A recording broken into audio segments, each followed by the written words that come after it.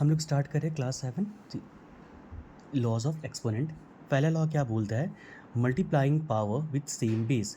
Multiplying power with same base कहने का मतलब क्या हुआ कि कोई भी एक एग्जांपल हम लोग लेते हैं पहले समझने के लिए कि कोई ए है, ए मेरा बेस है, इसका पावर 2 है और एक सेम नंबर है ए है जिसका बेस का पावर क्या है 4 है। तो इस तरह के जो लॉज हैं इसमें हम लोग को सॉल्यूशन कैसे करना है।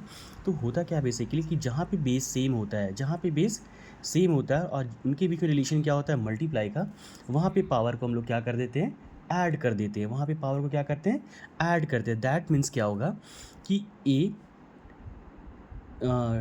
To the power 2 and A to the power 4, यानी ए का जो एक्सपोनेंट है 2 है और यहाँ पे ए का एक्सपोनेंट 4 है।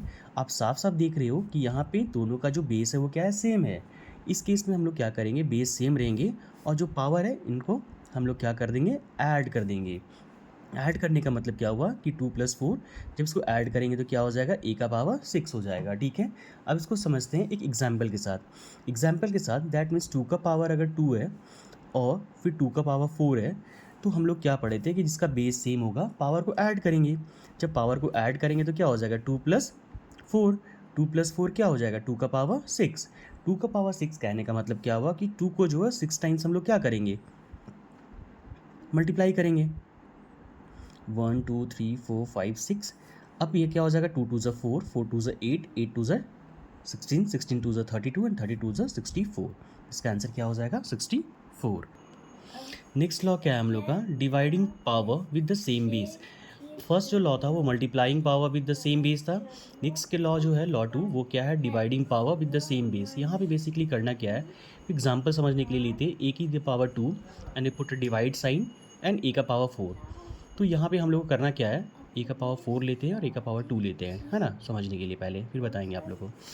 तो यहाँ पे बेस सेम है, अगर बेस सेम है तो हम लोग बेस लिखेंगे और ऊपर वाला जो पावर है जिसको एक्सपोनेंट बोलते हैं उन दोनों को हम लोग क्या करेंगे सबट्रैक्ट करेंगे।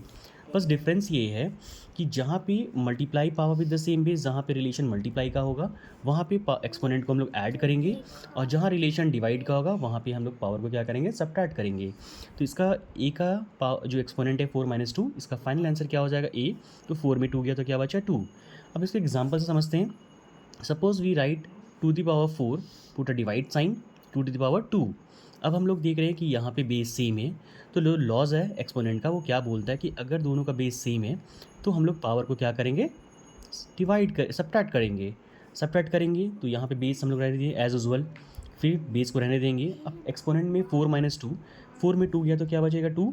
अगर इसको हमको इवेलुएट करना है दैट मीन्स 2 × 2, तो इसका आंसर क्या हो जाएगा 4। ये है dividing power with the same. Next जो लॉ है वो है क्या है, law 3, taking power of a power. पहले एग्जांपल समझते हैं कि कोई एक बेस है ए और इसका पावर n है और इस होल का पावर क्या हुआ है m है। लॉ 3 क्या बोल रहा है, taking power of a power, यानी कोई बेस है उसका कोई पावर होगा और उसका एक कंप्लीट कोई पावर होगा। तो इस केस में हम लोग बेसिकली क्या करेंगे कि दोनों पावर को सिर्फ क्या कर देंगे मल्टीप्लाई कर देंगे। क्या कर देंगे मल्टीप्लाई कर देंगे एंड दैट्स ऑल। एग्जाम्पल से समझते हैं कि अगर 2 का पावर यहाँ पे 4 है और इसका होल का पावर 2 है तो हम लोग दोनों पावर को क्या कर देंगे मल्टीप्लाई कर देंगे। तो 4 2 से क्या हो जाएगा 8 हो जाएगा।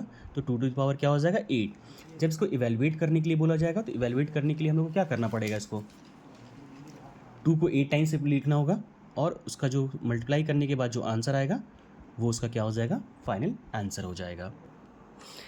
तो लॉज ऑफ एक्सपोनेंट में जो नेक्स्ट लॉ आता है वो लॉ क्या है हम लोग का, multiply power with the same exponent. Multiplying power with the same exponent कहने का मतलब क्या हुआ कि कोई एक बेस है ए मान लेते हैं और दूसरे बेस को क्या मान लेते हैं बी, और दोनों के बीच रिलेशन क्या है मल्टीप्लाई का है, क्योंकि लॉ 4 मल्टीप्लाइंग कर रहा है। लेकिन क्या बोल रहा है कि दोनों का जो एक्सपोनेंट है वो सेम है।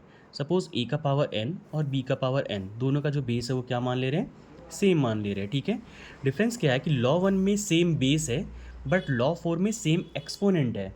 लॉ 1 में क्या है सेम बेस है बट लॉ 4 में क्या है सेम।